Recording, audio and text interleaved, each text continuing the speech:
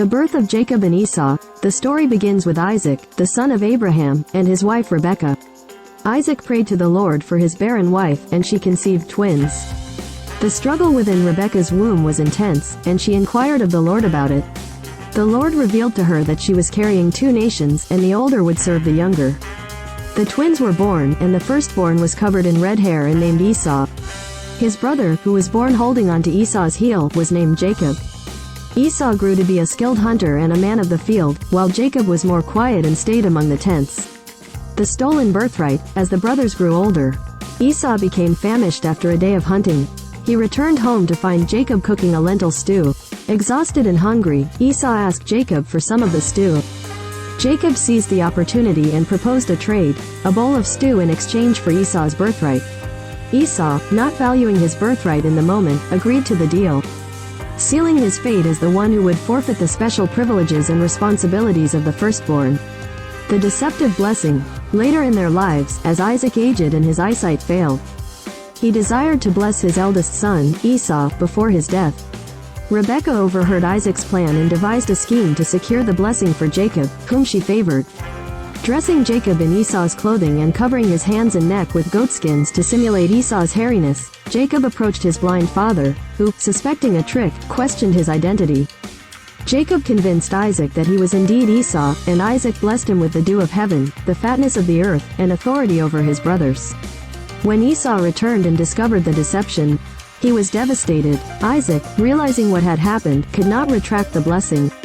Esau vowed to kill Jacob, prompting Rebekah to send Jacob away to her brother Laban's house in Haran until Esau's anger subsided.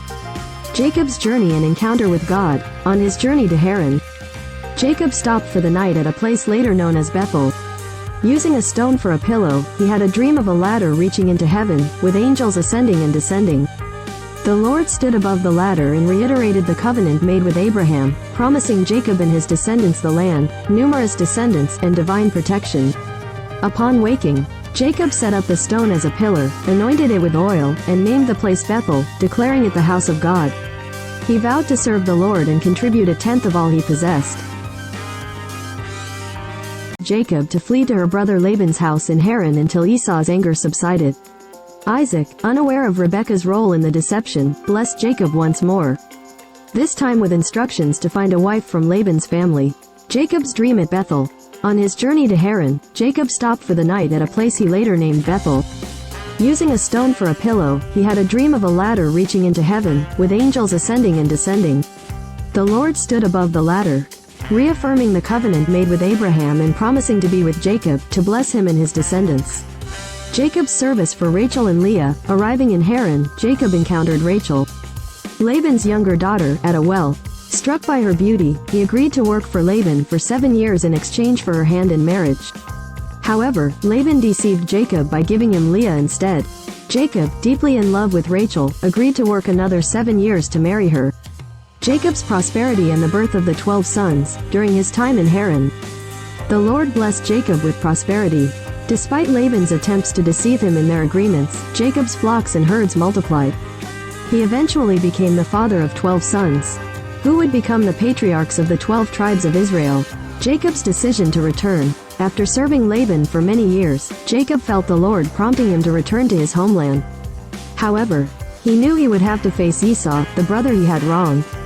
Jacob prepared for this meeting with a mix of fear and faith, dividing his family and possessions, hoping to appease Esau with gifts.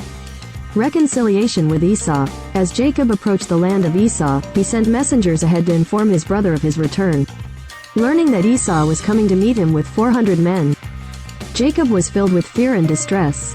He prayed fervently to the Lord for protection, reminding God of his promises to bless and preserve him. In a strategic move, Jacob sent a series of generous gifts to Esau, hoping to soften his heart before their encounter. The night before meeting Esau, Jacob wrestled with a mysterious man by the Jabbok River. This intense struggle continued until daybreak when the man touched Jacob's hip, leaving him with a limp. Despite the physical pain, Jacob refused to let go until the man blessed him. The mysterious man, often interpreted as a manifestation of God, renamed Jacob as Israel, meaning, he struggles with God, or, God prevails. This encounter symbolized Jacob's transformation and his perseverance in seeking God's blessing. The reunion. The next day, Jacob approached Esau, bowing down 7 times as a sign of humility. To his surprise, Esau ran to meet him, embracing him, and they wept together.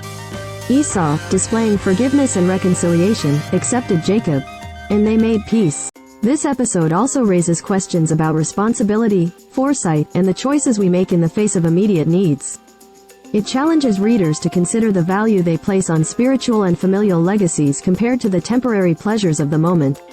Conclusion. The narrative of Esau selling his birthright to Jacob is a poignant episode within the larger story of the patriarchs in the book of Genesis. It provides insight into the characters of Esau and Jacob, highlighting the consequences of impulsive decisions and the significance of spiritual and familial heritage. This story lays the groundwork for the broader themes of deception, reconciliation, and divine providence that unfold in the subsequent chapters of the biblical narrative.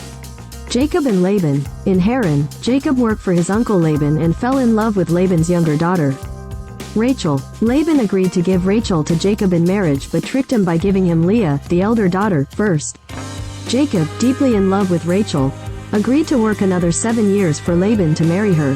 The Lord blessed Jacob with great prosperity, and despite Laban's attempts to deceive him in their agreements, Jacob's flocks and herds multiplied. Eventually, Jacob decided to return to Canaan.